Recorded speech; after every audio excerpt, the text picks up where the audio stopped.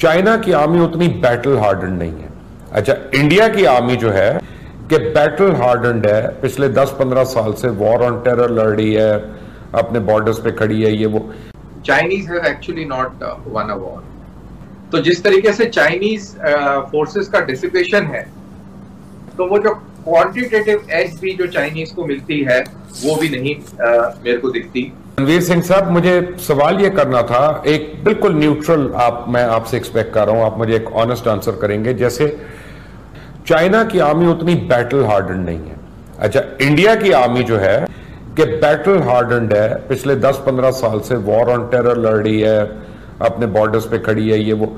लेकिन जो logistic support चाहिए, जैसा चाइना के पास है कि हर चीज की फैक्ट्री अपने अंदर है, उनको ना रशिया से लेना है, ना किसी और से लेना है, ना इजराइल से लेना है, तो वहां पे सडनली एक आपका गैप्स आते हैं। तो in case of a conflict, what is a real outcome और a natural outcome that you सी?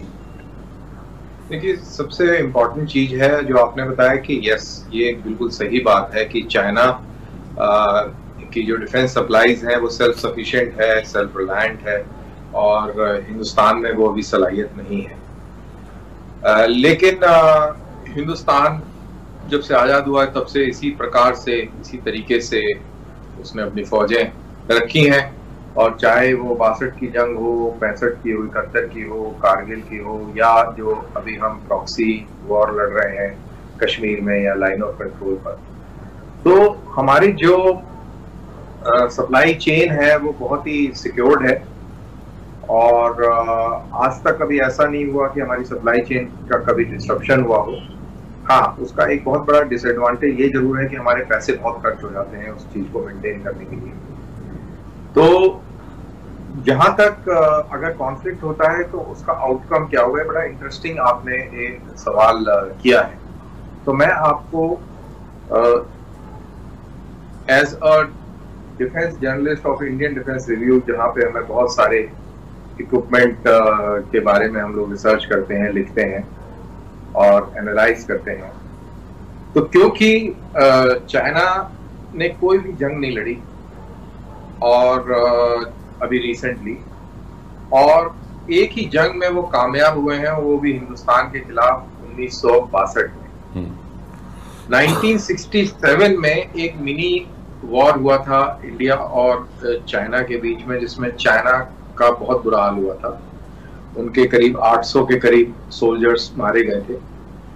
उसके बाद चाहे वो उनके रशिया के साथ में टकराव हो 67-68 का, शायद वो भी वाकया है, या वियतनाम के साथ में लड़ाई हो, Chinese have actually not one a war. जहां तक उनके इक्विपमेंट का सवाल है, इक्विपमेंट में जैसे मैं मिसाल के तौर पे आपको मैं एक एग्जांपल देता हूं, जो उनका एक बहुत ही केपेबल एयरक्राफ्ट उनके हिसाब से JF-20 है, जिसको वो स्टेल्थ मल्टी रोल फाइटर बोलते हैं। तो उसकी स्टेल्थ का आलम ये है कि उसमें कई बारी इनके जहाज जो है ये तिब्बत में परवाज बढ़ते हैं, तो वो इंडियन रडार्स में पकड़े गए हैं। और जो उसका जो इंजन है वो रशियन है, अंडर पावर्ड है। तो यानी कि जो उसकी जो कैपेबिलिटी की बात, थोड़ी मैं टेक्निकल बात कर रहा हूँ, जो उसकी कैपेबिलिटी जो वो बता रहे हैं, और उस कैपेबिलिटी को अचीव करने के लिए जो थर्स्ट टू पावर रेशो है वो काफी कमजोर है। तो मेरा जो कहने का आपको मैं जो बात बताने जा रहा हूँ, वो जो मैं कहना चाह रहा हूँ वो ये है कि उनके पास में क्वालिटेटिव एज नहीं है, उनके पास में क्वांटिटेटिव एज बिल्कुल बहुत ज्यादा है। और जब आप टरेन की बात करें, ये टरेन ज्योग्राफी का बहुत इंटरेस्टिंग पहलू है कि चाइनीज जितने भी एयरक्राफ्ट हैं उनको तिब्बतियन प्लेटो से टेक ऑफ करना पड़ेगा। और तिब्बतियन प्लेटो से टेक ऑफ करने का मतलब है कि 12 से 14 हजार की ऊंचाई से अगर आप टेक ऑफ करेंगे तो एयरक्राफ्ट का ऑल ऑफ वेट जो होता है विद आर्मामेंट वो बहुत कम हो जाता है। मिसाल के तौर पर अगर एक MI-17 हेलीकॉप्टर, जो कि पाकिस्तान में भी है, इंडिया में भी है, अगर वो लेह से परवाज भरता है सर्दियों के मौसम में, तो वो 28 ट्रुप्स लेके जा सकता है, fully armed and fully equipped. अगर वही एयरक्राफ्ट गर्मियों में टेक ऑफ करता है बिकॉज ऑफ रेरिफाइड एटमॉस्फेयर, तो वो 2 ट्रुप से ज्यादा लेके नहीं जा सकता। तो ये एक ड्रॉप इन परफॉर्मेंस रहता है। और अगर चाइनीज जिंगजियांग से या यूनान से जो उनकी यूनान प्रोविंस से अगर टेक ऑफ करते हैं और इंडियन टारगेट्स को एंगेज करने के लिए आते हैं, तो उनका फ्लाइंग टाइम और जो एक्सपोजर है वो टाइम इतना ज्यादा बढ़ जाता है कि वो एडवांटेज जो है डिसएडवांटेज में कन्वर्ट होता है। तो what I am trying to basically say is कि इतना चाइनीज का इतना ज्यादा वो नहीं है, और जो उनकी जो फोर्स डिस्ट्रीब्यूशन है, जिस तरीके से अमेरिका और जापान और ताइवान उधर लामबंद है, जिस तरीके से वियतनाम अलर्ट पे है, और आसियान कंट्रीज जो है इंडिया की तरफ देख रहे हैं, बिकॉज इंडिया की तरफ से उनको सिक्योरिटी मिलती है साउथ चाइना सी में। तो जिस तरीके से चाइनीज फोर्सेस का डिसिपेशन है, तो वो जो क्वांटिटेटिव एज भी जो चाइनीज को मिलती है वो भी नहीं मेरे को दिखती। और बाकी आउटकम, क्योंकि मैं इंडियन सोल्जर हूं, तो मैं तो यही बोलूंगा कि अगर हमारे साथ में लड़ाई होगी तो आपको पता है कर्नल साहब, मैं आपको अब एक ऐसा सवाल करने लगा हूं जो बड़ा पेनफुल होगा, लेकिन एज अ पाकिस्तानी मुझे बड़ा मजा आ रहा है उसका, क्योंकि हमारी एक लड़ाई तो है ना, अब मैं तो मानना पड़ेगा ना।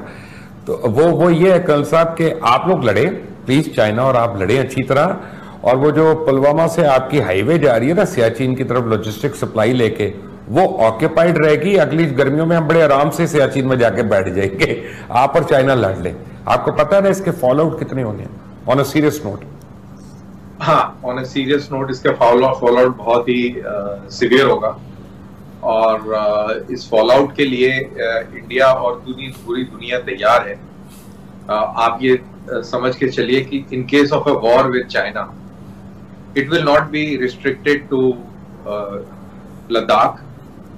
It will have a spillover on Pakistan, a very serious spillover on Pakistan, because Pakistan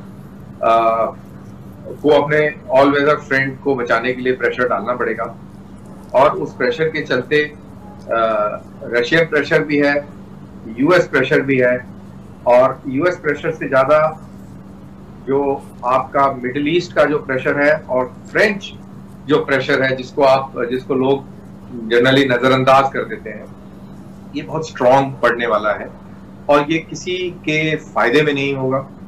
ultimately it will be lost too no war is of any benefit to anyone sir, no war, no military conflict. जिसने जंगें देखी होती है ना, उसी को पता होता है कि जंग कितनी खौफनाक चीज है और अवॉइड होनी चाहिए। टुडे सर मुझे सिर्फ ये बताइएगा कि गलवान वैली में अब क्या हो रहा है? इतनी इंडिया भी बीफ अप कर रहा है अपनी फोर्सेस को, अपने ट्रूप्स को, चाइना भी बीफ अप कर रहा है, तो ये कहां जाके रुकेगा मामला?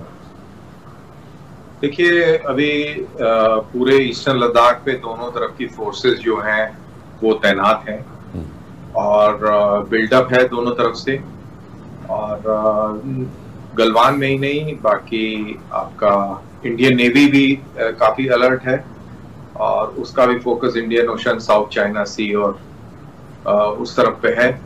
और इंडिया की जो अलायंस है ऑस्ट्रेलिया, जापान और अमेरिका, इनके साथ भी काफी एक्सरसाइजेज हो चुकी हैं, कोऑर्डिनेशन है। तो इस प्रकार से जो दुनिया की जो मेजर ताकतें हैं वो सब अलाइंड हैं, और इसमें मैं फ्रांस का नाम लेना भूल गया। फ्रांस एक बहुत अहम रोल अदा कर रहा है इंडियन ओशन में।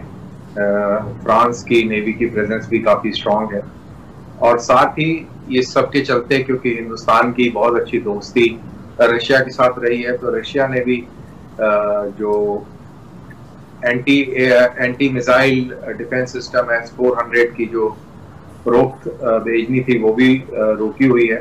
तो इस तरीके से ये पूरे खित्ते के अंदर और पूरे इलाके के अंदर फौजें लामबंद हैं, और जैसा कि आपने इंट्रोडक्शन में कहा कि हम ये किस तरफ जा रहे हैं, तो ये हम किसी कशीदगी की तरफ ही जा रहे हैं जिस हिसाब से लग रहा है, क्योंकि इंडिया ने 6 राउंड फौज मिलिट्री टू मिलिट्री कर रहे हैं चाइना के साथ, जो कि कामयाब नहीं रहे हैं। और उधर अगर आपको मालूम होगा कि एयर डिफेंस जोन जो चाइना ने इस्टेब्लिश किया था और उसका ऐलान किया था, कल ही किया था, तो उस एयर डिफेंस जोन का उल्लंघन किया अमेरिकन B-52 बॉम्बर्स ने। ये बात इस चाइना सी की मैं कर रहा हूँ, जहां पर शिंकाकू आइलैंड्स हैं। तो इस तरीके से जो दुनिया के अंदर पूरी बिसाक बिछी हुई है, और दूसरी तरफ चाइना और पाकिस्तान और ईरान ये एक तरफ लामबंद अलग हो रहे हैं। तो ये एक ब्रॉड मैंने आपको एनवायरमेंटल स्कैन दिया है। तो इस तरीके से दुनिया